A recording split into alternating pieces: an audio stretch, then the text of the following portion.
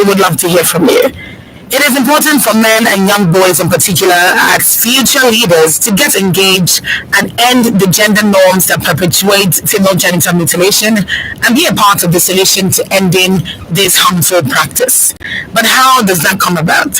And this is where Ademola comes in today of this very simple, short question. It's not very long, it's just short, but it's strong. It's a very... Do you think that men understand what female genital mutilation is? Do you think they really understand it? Okay, yes. Short question. I they do. Men do. It's just the same way women do. Men also do. We have some percentage of women that doesn't really understand what female genital mutilation is, and also we also have in men. So until you get informed, the level of ignorance will still be there. So those that are informed, also they are aware. Yeah, but I understand what you're saying. I understand you, but do you think that they really understand not just what it is, but like the effects of female genital mutilation on the young baby, on the girl child? Do you think they really get it? So I will also, because the on the girl child, do you think they really get it? So I will also, because the female genital mutilation is rooted in culture, and whatever I want to look at our environment, our immediate environment, let's say the Southwest, and okay. I will be trying to do some little code missing, and just to make word understandable for our listener. The Yoruba say "Tibi babaje to me dilomanda." So if they put if there are issues with the Bluetooth, it becomes the owner, the problem becomes on the person that carries it. Yes. So now, if you look at these words, men also get to get more effects of female genital mutilation. For instance, if I get married to a woman that has been mutilated, and the effect of mutilation is shown forth in her or on her. For instance, if I get married to a woman that has been mutilated, and the effect of mutilation is shown forth in her or on her, and obstructed labor. That is my own pain, because as the husband in that case, it comes to me. I'll be the one. I will only be the one that will understand the pains even more than her, because at that stage she may not even understand what is happening to her anymore.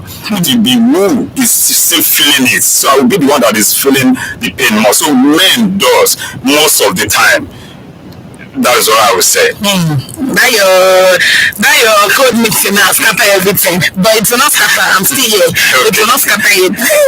Okay, so since you've given it from this particular perspective now, I can relate to this. I think anybody listening can relate to that, because now you're not just talking about it from an outsider man point of view. You're talking about it from a man who is with somebody who has been mutilated and somebody who experiences this kind of pain on practically a daily basis, actually. So I can relate to that. But let me ask you, their wives or daughters, you said that FGM affects these men, particularly because their wives or daughters, mostly wives, actually. Mostly wives, yes.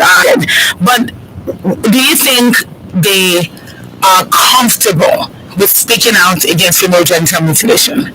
You think the men? Yes. Today it's all about the men. It's all about, you just blame men, up and down. Okay. It's all about the men. See, this society is also divided into two. Men and women. Both men, I mean the men in society. Okay. We also divided them into two. There are some that doesn't even care what happened to anybody. While there are some that really cares about what happened. So men most of the time also go through this and they understand what it is. And they really want to talk about it. While some believe in that culture. That is our culture, no matter what she's going through. That is what a woman should go through. They have made it in such a way that every woman also grew up to think that this is how I am made. They must go through pains. So, the culture as they are growing up, you are putting the culture in them, and they are believing it as they are growing up. That okay, women go through this pain. Okay, if you don't experience this pain, you are not a woman, and this and that. So those men may not care, may not even. When you are talking about, they just say you are not saying the truth. But the men that really understand the pain, that really get to know it, they care and they want to talk, and they are talking every day by day. Okay, so let's link both now. Yes. Let's link men that you say that don't care, and then the ones that do, the ones that care, the ones that care enough to speak out. Yes. Do you think that there's any middle point? And by that I mean men that care, but for some reason they're intimidated by the culture, and by culture I mean the large amount of men out there who still think that it's normal. Do you think that the men that care and want to speak out are intimidated by the number of people out there who still think it's normal, and so they would rather not? Do you think there are cases like that? Do you think there are men out there like that? Yes, there are. And what's really in that case is because most of the time we took religion into culture. So what? Hold on. Okay. Hold on. Which one is religion in Okay, so some people believe, your beliefs most of the time you take it to your religion, and I have seen a man that was telling me that it is in the Bible to mutilate. I have seen a religion leader mutilates the girl child. Mutilate the girl child. I have seen a religion leader, an Islam religion leader that is telling me that it is in the Quran to mutilate. But when I ask them, please open the verse, let me see it. So I will just tell you, I will not even talk about it again. But to date, they have not been able to open it. Some of them decided to open where God asked Abraham that circumcised the male child. So they couldn't show me where it mentioned the female child. So most of the time we bring in our religion into our culture, into our religion. So now if you are in a religious settings, most of the time you listen to what your religious leaders, especially at this part of the world. That's true. We quickly listen, we quickly accept whatever they are saying. Even if the Nigerian government say this is a law, you must obey. You will first go and ask your religious leader that should I obey? So when they say no, don't obey, that is rubbish. You quickly follow your religious leader, not knowing that law also banned that religious leader. So exactly. So you not see why it is complicated sometimes. Some of them listen to their religious leader, so they may not be able to talk even when they want to talk. When their religious leader said it is in the Quran, it is in the Bible. Yes, we must mutilate our girl, because if we didn't mutilate them, this is what happened to them. So they fall in there and they may not be able to speak out. I hear you. I really hear you, and I'm hopeful that this particular trend is something that will die out with time. But no, what is the link? Because trend is something that will die out with time.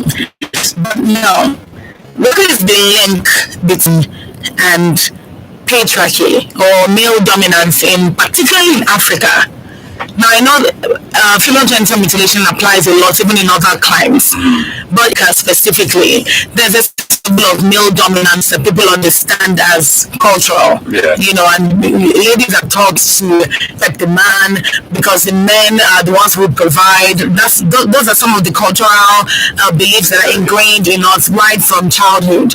So what is the link between female genital mutilation and this patriarchal setting, or this setting of male dominance? Okay, I will speak with my experience. I've had the privilege to work in most of the states that has very high prevalence rate of FGM. So I'm coming up with what I've listened, what I've seen in those areas. So some of the community and the society also believes that, okay, if a girl is not mutilated, a woman is not mutilated, that woman should be taken behind, should not be allowed to say anything until she's mutilated. I will not mention, I know of a community that if a woman is not mutilated, if he gets old even to 100 and die, they will not bury her until they mutilate her. So we have all in Nigeria. Okay, I know you say you will not mention. Yes. But even in southwest Nigeria. It's mostly in the southeast and south. But this particular one we're talking about, this south, and we also have the southeast. That a woman who has not been mutilated Yes. at all Yes. will not be buried even after death until she's mutilated. It is forbidden. So Okay, that's a very serious culture. it's a very serious culture. So why we must be careful about that culture is because culture. This can say, okay, we love what you're doing in your community. We want to bring the same thing here. We want to do the same thing. So these are one of the major problems that we're also encountering when we talk about free genital across. So these are issues that we must, the way it's in the Southwest, let me use the Southwest for instance. Yes. We have Osun, Oyo, and Ekiti State as one of the states, the state that has very high prevalence rate of FGM.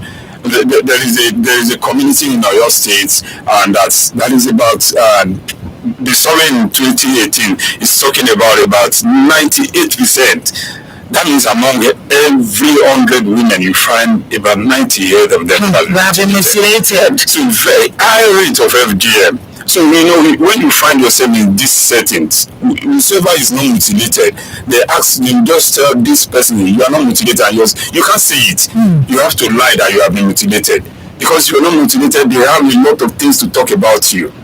Number one, you will be very promiscuous because you're not mutilated. So everybody wants to run away from you because that's what they believe that you are. Because of the promiscuity, that if I marry this lady, so everybody wants to run away from you because that's what they believe that you are. Because of the promiscuity, that if I marry this lady, she will just be going from one man to the other. So let me just leave her. So there is this discrimination already among friends, among young people as they are growing up, and they understand that this family doesn't mutilate their children, so they want to run away from them. Our awareness in the last few years, what you're doing, what everybody are doing, is already taking over that beliefs gradually. So we are moving gradually, we are getting there. People have started asking questions. People have started going back to their parents and ask them, why you tell me this is a culture, you believe in it? Okay, why did you believe in it? What did they tell you about it? What did you know about it? So the man will just say, that was what my father told me, or that was what my mother told me. Okay, go on. If your mother is here, go and ask. There's no any answer. So I come to the conclusion that it's just the selfishness of some folks to say, okay, let us mutilate these women. And you will say they can jam on it or more. So when we make sure that they cannot do what they really want to do with their lives, so we just render. It's just the selfishness of some men that they wanted to marry so much women, and they want to deprive them. They don't want them to have any interest in having affairs with their husbands. So that if I marry 10.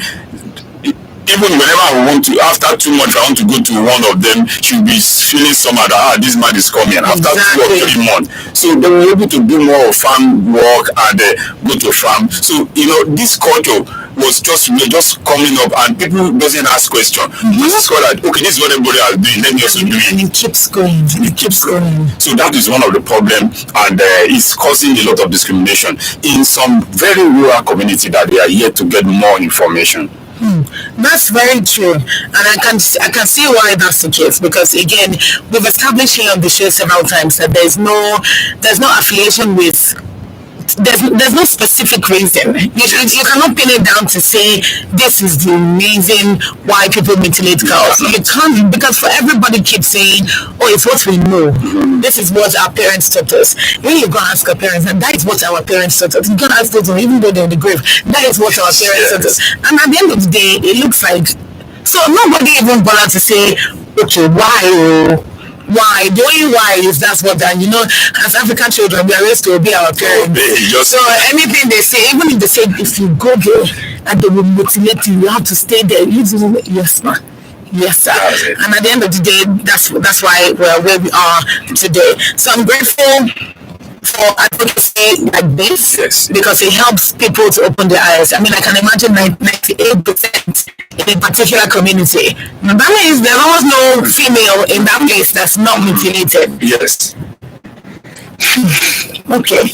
All right. Now let's talk more about how we can further this movement. Okay. Now, why should men be involved in the advocacy against female genital mutilation? Okay. So now Now, why should men be involved in the advocacy against female genital mutilation? Okay, so now let's look at two things. And who do we think in this part of the world, who do you think that take the lead when it comes to religious and culture? It is the men. So those are the people that we will be. You see, people hardly go to a religious center that women or a woman is the leader there.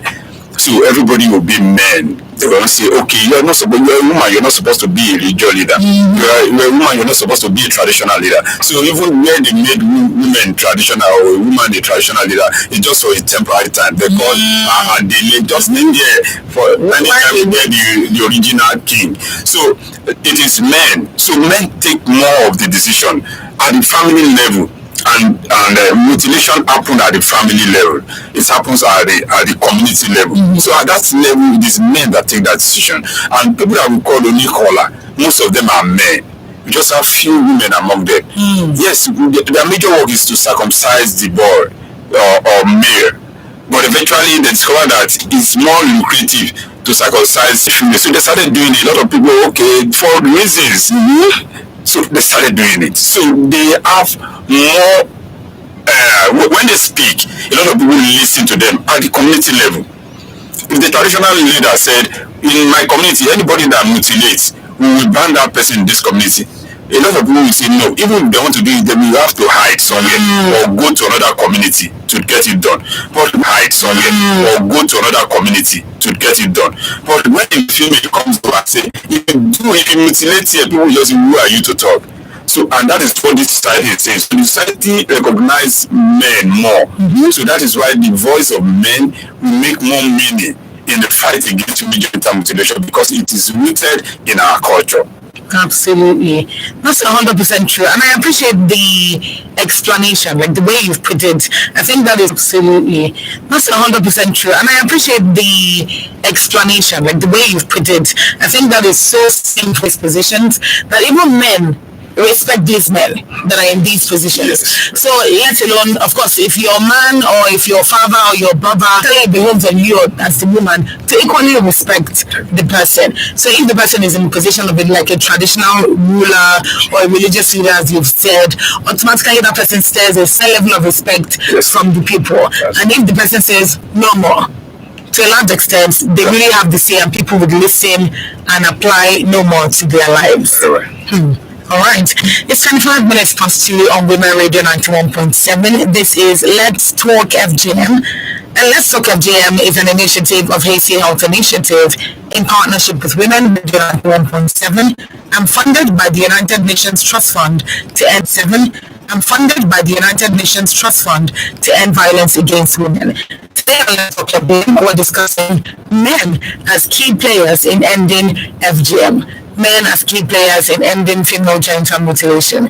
If you have questions, if you want to 07009 17917 You can also send in your text messages or WhatsApp messages to 0703 175 6537. This is still Let's Talk FGM on Women Radio 91.7.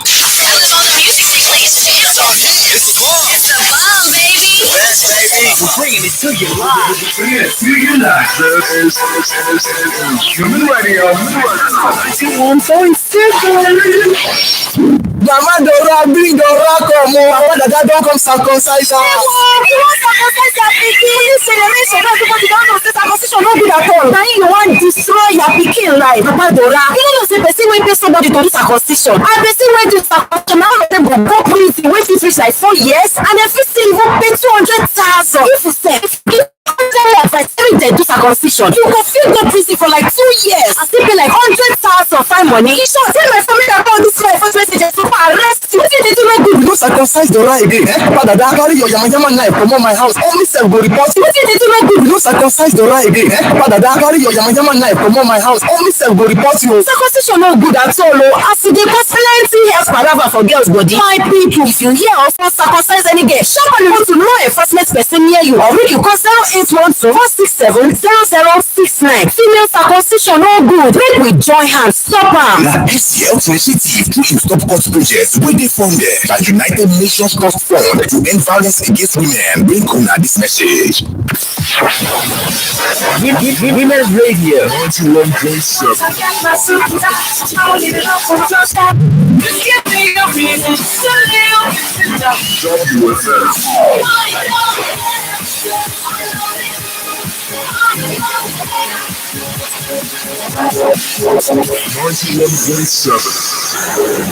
28 minutes past 3 on past 2 on Women Radio 91.7, and this is still Let's Talk FGM. And today we're discussing men as key players in ending FGM. If you're just tuning in, female genital mutilation is basically defined as the practice of cutting or mutilating parts of the female genitalia. If you're just tuning in, female genital mutilation is basically defined as the practice of cutting or mutilating parts of the female genitalia. And it is a common practice, more common than you would think, and people engage in it most of the time for reasons. But today we're discussing the parts that men play as key players in ending female genital mutilation, the roles that they play, what they can do to truly bring an end to female genital mutilation. My name is Sunto Titulayo Ajama, and I have with me my guest today, Ademola Adebisi, Executive Director, Value Reorientation for Community Enhancement, VAS. And he is speaking today on what men can do and the role that men can play in ending female genital mutilation. Yes. So if you want to join the conversation, the number to call is 07. Join the conversation. The number to call is 07000 917 917. 07000-917-917. If he has said anything so far that you feel like, I don't really understand, I don't really get it, please call in and ask for clarification, because you need to truly understand what it is that is being communicated here today. Once again, the number is 07000-917-917. Remember as well that you can send in a text or a WhatsApp message to 0703-175-6537. 0703-175-6537. All right, now I'm coming back to you, Ademola.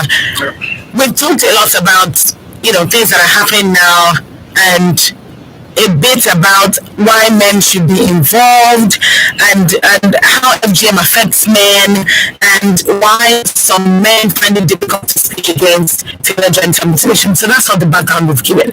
But how can more men be actively engaged in the campaign against female genital mutilation? And I'm putting it in this way because there are so many cases you see female advocates against female genital mutilation, because you know that, okay, they're females, so to a large extent they know about this. If it hasn't happened to them, it will have happened to somebody close to them, or they want to prevent it from happening to any other girls in the future. So you understand why there are more females. But why should men, or let me not say why, because I think you answered that earlier, but how can men be actively engaged advocacy against female genital mutilation without caring what culture thinks? But before you answer that, we have a call. All right, please call back if you can. 07000-917-917 is the number to call. Call back if you can. 07000-917-917. That's the number to call. Send a text or WhatsApp message to 0703-175-6537. 0703-175-6537. All right, Ademola, how can men be more actively engaged in the advocacy against female genital mutilation without thinking, culture is going to look at me a certain way, I'm going to be labeled a certain type of man, without caring about all of that? Okay, like what we're doing now, my first time of in 2014 when I joined this campaign to like what we're doing now, my first time of in 2014 when I joined this campaign to end FGM. I also heard it somewhere, so I was asking, what is FGM? It was so new to me that I wasn't expecting anything like that, so I was asking different questions. I'm sorry, let's take this call, please. Please go ahead. So I was asking different questions, that what is FGM, and So I was invited for a program. I was there, and a young lady that we went together, I took her there, went together. She was working with me, and started after the training, started sharing her experience. So I was looking at her that, are you joking, or what is your problem? You that we came together. Yes. So she was saying that she has always been feeling pains, but because of this, the female folks sometimes keep this secret to yourself, and if it is a man, say, hey, my guy, there is something happening to me. But she was going through that pain. She always have this difficulties in urinating. So whenever she enter into the longer time, because of the pain. Yes. So when she's also menstruating, there is a lot of pain, and there is retention of blood, because she was in the hospital and the doctor told she. I was hearing that for the first time. I've known her. She has been a volunteer with me even when she was in school. So I've known her for like more than 10 years. And for the first time, I was not like, and I called her after that. Are you sure what you're saying, or you're just kidding? Say, bros, let me not tell you my story. I just say it a little. I can't say everything. So then I felt, okay, this is what we should also look at. How more sensitization. How do we bring more people in and let them know? So we started sharing stories. We started with stories, and she was sharing her story. We write a lot of stories on social media. People ask questions, and they say, people doesn't even ask if we are doing anything again in our office. They just say, please, I want to come and volunteer on social media. People ask questions, and they say, people doesn't even ask if we are doing anything again in our office. They just say, please, I want to come and volunteer and work on FGM. So when you do more of awareness creation and let people see the pains, I think a lot of people will join. We have a lot of king today that put on FGM jackets. AC has done the same thing in different communities. You see them putting on FGM jackets. Some of them are even champion on FGM in the community because they've listened to different stories. They've heard a lot of things. One day I was in the community, and an elderly woman, the king was saying, no, the FGM is not. And the woman said, can I talk? That we have kept this thing too long. We just try to tell our children that it's the same thing. That is how it should be. You feel little pain. Exactly. The pains that I've been feeling during childbearing to date is too much for me. Let's speak. These people are saying the truth. And that day, the king started asking questions. And today, he allows it. Whenever you say we are coming to your community, you really want to prepare the ground and invite everybody. So when you do more awareness and people get to know and have more information, you see them joining and saying, it can be my son that will get married to this for a girl, and you're expecting that. Okay. Maybe you can. I see where you're going to, and to a large extent, the understanding of it for anyone listening is what I'm about. I want them to truly understand, the effects of it and why it's important that men be voices against female genital mutilation. So you're talking about sharing stories, creating that awareness through storytelling, and the fact that people who have survived this are the ones telling their stories. So you just talked about badly mutilated. We have all those different classes of mutilations, and then that part where you said badly mutilated, all I could think about was partly removing the inner and outer area of the girl's vagina, just so that you would prove that she won't be promiscuous, or whatever that reason is. So to a large extent, creating awareness is the easiest way, according to you now, to bring in more men into the advocacy against female genital mutilation. Okay. All right. Let me go with that. Okay. Now, and sorry, in addition, we should use religious platform. There was a day I asked my pastor that we have so much congregation there. Let me just talk. Can you give me 5 minutes to quickly talk about FGM? And I was allowed to do that. They even gave me 15 minutes. So after my presentation, my wife and the lady were going home, and they were just strolling down home, and the lady told my wife that, I didn't know your husband came earlier. I just mutilated my 4 girls. And one of them, the oldest among them was 15. And 15. the long way. That would be really hard. She took the 4 children, took them to another place, mutilated them, and left them there. It's a long break. So the husband doesn't even know anything was happening. The husband was even happy that the girls are out of the house. Let's enjoy ourselves. So like 2 years after, I posted something on the Facebook, and the husband came to comment, say, "Thank God my children are intact." So, but that same day that I spoke about FGM in church, I have more than 10 people that started telling me that how can they be part of this? What can they do? Like in their own little way. So I think religious platform, when you also have opportunity to speak to people, and we have so much religious leaders today, you see them want to talk about FGM. So if they can also help us on their platform, let them speak to everybody also. That is not my responsibility alone, it's our responsibility. Because nobody is saved until all are saved. Absolutely. So if my daughter is saved and the daughter of my friend is not saved, one day my son and the daughter of my friend may actually meet somewhere in anywhere across the world, and they say we like ourselves. And if that girl has been mutilated and she's going through the pains of mutilation, the pains come back to my family. Absolutely. Even though your daughter was not mutilated. So the pains come back to my family. My family started caring for that pains. My son called and said, "Pray for me, my daughter is going through this." He will not call the parent first. He will call us and say, because he will be scared to call the parent. Exactly. So it is the family. So he will be the one that will be running around, running the casket and be praying and be doing all this. So it depends, it goes around that way. It's not just going to be for the family that mutilates their child alone. It's also coming to the family that knows what to say and decided not to say anything. Exactly. So it is our collective responsibility to make sure that we do this. Thank you so much for that. Thank you so much for that. It's 21 minutes to 3 on Women Radio 91.7. This is Let's Talk FGM. Here we're discussing everything pertaining to female genital mutilation, and specifically today we're discussing men as key players in ending FGM, men as key players in ending female genital mutilation.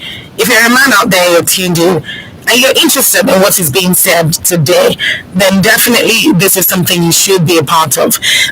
Towards the end of the show, I will definitely read out a number that you can reach out to, and a website that you can also reach out to and get more information on female genital mutilation in general. So, do you think men experience any challenges, Adama, in speaking out against female genital mutilation? No, I don't think so. It's just that they don't want to speak. Most people that doesn't speak, they just don't want to. They just feel like, I was on a radio somewhere, I think in Oyo State, and somebody called in and said, "Oh, what you're seeing is lie." And fortunately for me, a survivor was there sitting there with me. Sir, what is the lie there? Because I'm a survivor. You can talk to me after this call. You can see me. Let me show you that I'm a real survivor. So the man kept quiet. Of course he did. He kept quiet. He waited for some time after a angle, and a few minutes after he called back. He said, "Is that the one that called now?"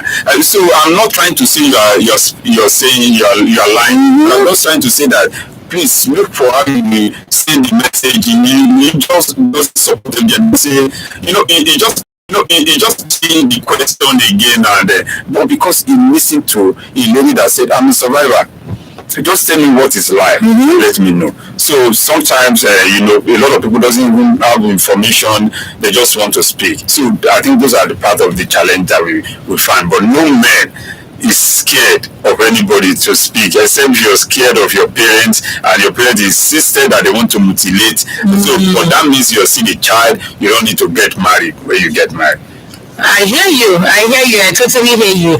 Because I think you're coming from the perspective of, as a man, you'll be more informed, so your actions will be more intentional. You know precisely what it is that you're doing per time. So if there's any case where somebody's saying, "Oh, I don't think you should be doing this," if you know what you're doing, you should be able to say, it doesn't matter whether you think I'm doing the right thing or not. I'm standing up for what I believe in. Yes. And I do not want anybody I know to be mutilated unnecessarily, again for no medical benefit. It doesn't do anything. It doesn't make you have. It doesn't make your blood flow properly. It doesn't do anything. It doesn't do anything. It doesn't make you have. It doesn't make your blood flow properly. It doesn't do anything. Literally, and that's the part that bamboozles me most. That's the part that gets me. Like, it doesn't even do anything. Let's say it actually does curb promiscuity. Then you can say, with my full chest, this is reason. If my children are born, this is why, because I don't want them to be shishekushi. I don't want them to be walking around your girls something. But it actually doesn't do that. Doesn't do that. And that's the hurtful part. But let me now ask you this. To get more men into advocacy on female genital mutilation, are there some intentional strategies that you think should be put in place by the government and by women advocacy groups or civil society organizations? Okay, yes, there are, and by the government, when there is, I think the former governor of Ekiti State, he's just former for a few days now. So there was a time he was having the executive meeting. He had to speak about FGM at that meeting, and it's a big plus for everybody. Because a lot of people, a lot of offices in Ekiti State. I'm not from Ekiti State, but one thing that I like about Ekiti State, when it comes to law against LGBTQ, give it to Ekiti State. They will name your family. They will mention your household member when you are caught doing anything that is against the law on GBV in that day. So you understand. So I think one thing that we also do is that I know AC is also doing the same thing. There are a lot of partners in different states that are doing this. We have what we call Male Engage Alliance, when it is just only male. They just come out, they have the group, and they are being supported to do the work. You see them going from places to places. There are some that we have in the community. What they do is that when they see you that you're pregnant, they start being so friendly to you and advising to make sure that you give birth in the clinic, at the clinic closer to you. So they are following up. Even you give back, you see them coming to say congratulations. But what they're really asking is, how far did you? If it is a female, they let you know that you do well in life. So don't mutilate her. We want to come, we want to ask questions. So that is how. So when we involve more men in that kind of activities, I think it will help us. So the government need to also do more, like what I said about the Ekiti State. Let every state, let every government say, okay, in this office, let's have something that talks about GBP and FGM. As you're coming in, you're finding, okay, what is FGM? I see a lot of good people that are just hearing FGM this year. So that means that I see a lot of people that still need to be informed about FGM. So I think those are the things that we should know.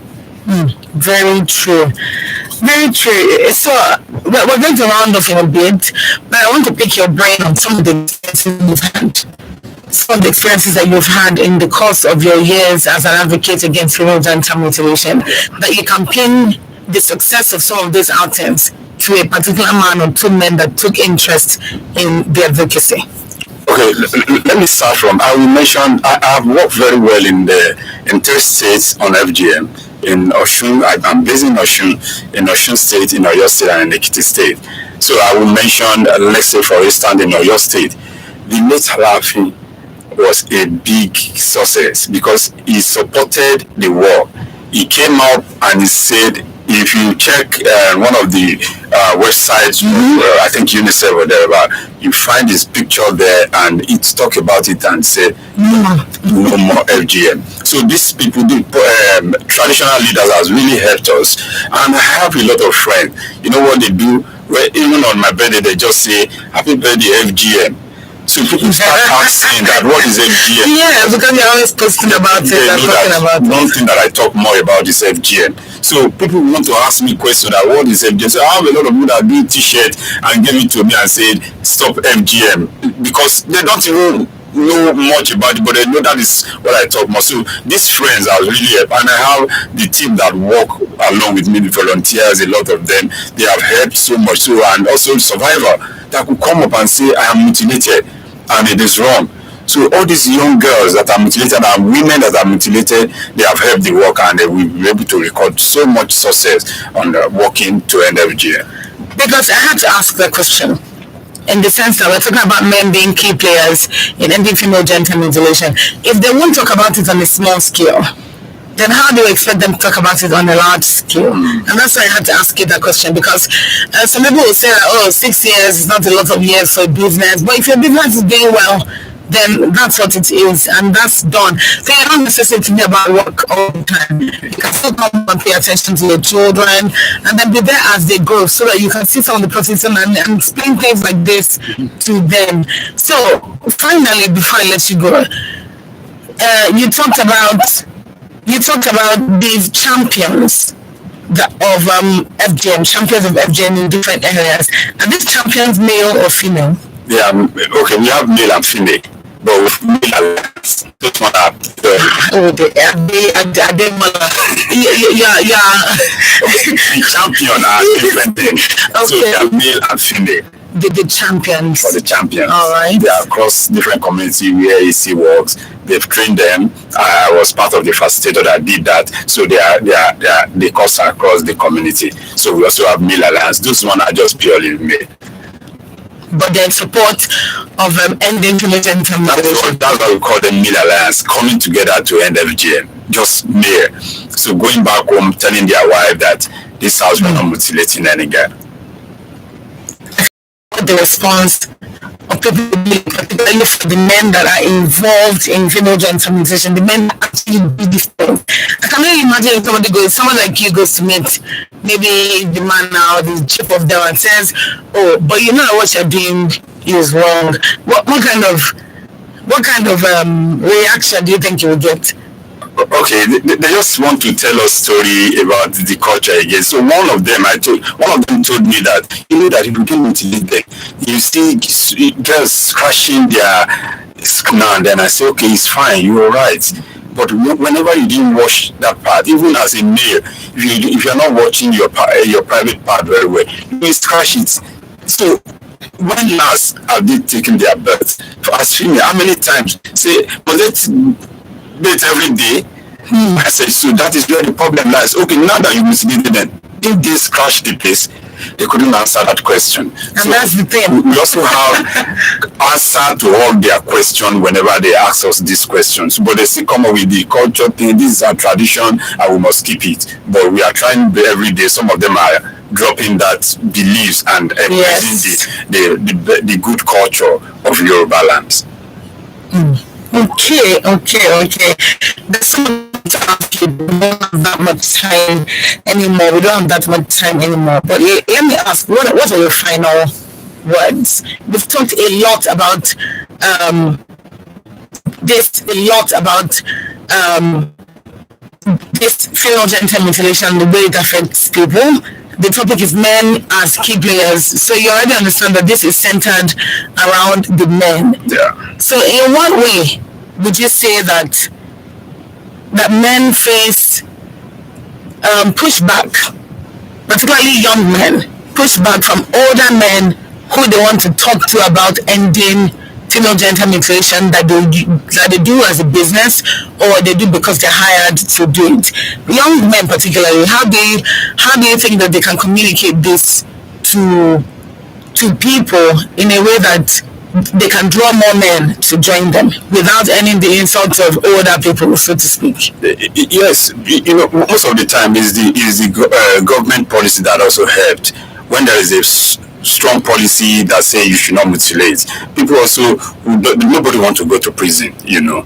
And when they are aware that policy is there, so as you're talking to them and you're showing them part of the policy that said if you mutilate you are going to prison 4 years, or you pay a fine of 200,000, or you even do the both together, showing them part of the policy that said if you mutilate you are going to prison 4 years, or you pay a fine of 200,000, or you even do the both together and you stay there in prison for 4 years, still pay 200,000. Some of them also want to think twice. So because it's difficult in this part of the world for younger men to go and say stop FGM. This is the only platform that we can easily say it, and the religious platform we can also say it. And we're also pleading with religious leaders when you are having naming or giving birth and you want to name the child, please, it's a platform to talk to the parent that don't mutilate this girl. At church during wedding, at the mosque during the car, or I can't remember now. Just let them know that it's not the time to mutilate the girl. I hear you, because those times you mentioned are like really happy times. So you know that this is some time. This is the time that this person is really listening to what I'm saying. All right. Well, how do you think they can improve? The men that are already advocates against female genital mutilation, how do you think they can improve on that cause, on that genital mutilation? How do you think they can improve on that cause, on that evangelist message of let us stop female genital mutilation? How well do you think they've done?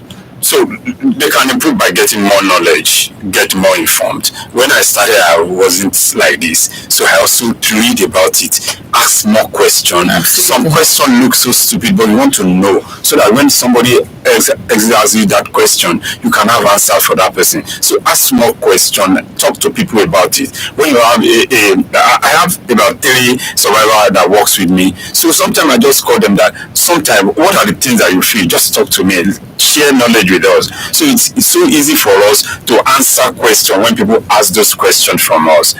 So that has been so helpful. All right. I like the way you rounded that off, because to a large extent, this conversation can go on all day. We'll just keep linking from one side to another, one side to another. But there's one last thing I wanted us to address a bit, which is the ignorance of people based off of their religion in culture. That ignorance, and for me, I don't think it's an ignorance of information, because a lot of the time those people, you can say that they know that it's wrong, but they're still doing it. So what are some of the ways that somebody can go from understanding that it's wrong and still doing it to understanding that it's wrong and not doing it and advocating for others to do it? So what we do is that the storytelling thing that I talk about, when the survivor come up, and we have elderly survivor as well. I have a woman that I always call to come on the future on programs. She has said, our children are even giving birth presently. So she shared her experience, what really happened. So a lot of people say, so this thing happened to you this way. She said, yes, these 3 children are not my first and second child. I had first that I do says, because the ignorance they were saying alone they confess so nobody want to do going to CS, nobody want to do anything. They just say you must labor and give birth to this self. So these are big problems also that we are experiencing presently. Everybody feel that so I think that you have mutilated, that's the lifetime minora majora, everything is having problems. So there is no friction, nothing is moving again, no any lubricants again in the private parts for the open. So and you are still saying Ọlọ́run dey for big bed. Ọlọ́run tó ní kódà bó ṣe máa fi ọ̀bẹ ṣe kinní fún yàn ó mọ̀ nípa ẹ̀. So it's good that we have more knowledge, and God help us, we overcome healthcare. Thank you so much. Thank you so much, Ademola. Thank you so much for joining us on Let's Talk Fgm today. I think it has been simple, and everything you've said earlier on. So these types of conversation is interesting that we have them, because at this point we need to get into that point where when you hear FGM, you don't need to think about it too much. You're wrong. So thank you so much again for coming in, and thank you for your input. Thank you. All right, thank you to you as well for being with us. Thank you to you, our listener, and this is what we call it a wrap on Let's Talk FGM today. Wednesdays, 2 p.m. is the time. Women Radio 91.7 is the place, and you can reach us. You can reach us on 07000-917-917, and you can talk to us on whatever it is that you want to talk to us on as it relates to female genital mutilation. Yes, let's join hands to stop female genital mutilation today. And if you want to report cases, you can do that on 0812-467-0069 to report cases of female genital mutilation. 0812 467-0069. You can get more information on stopcot.hac.org. Stopcot.hac.org. Thank you very much for tuning in. Let's Talk Fgm is an initiative of Haiti Health Initiative in partnership with Women Radio 91.7 and funded by the United Nations Trust Fund to end violence against women. Thank you very much again. My name is Timto Titilayo Ajamon. Good afternoon.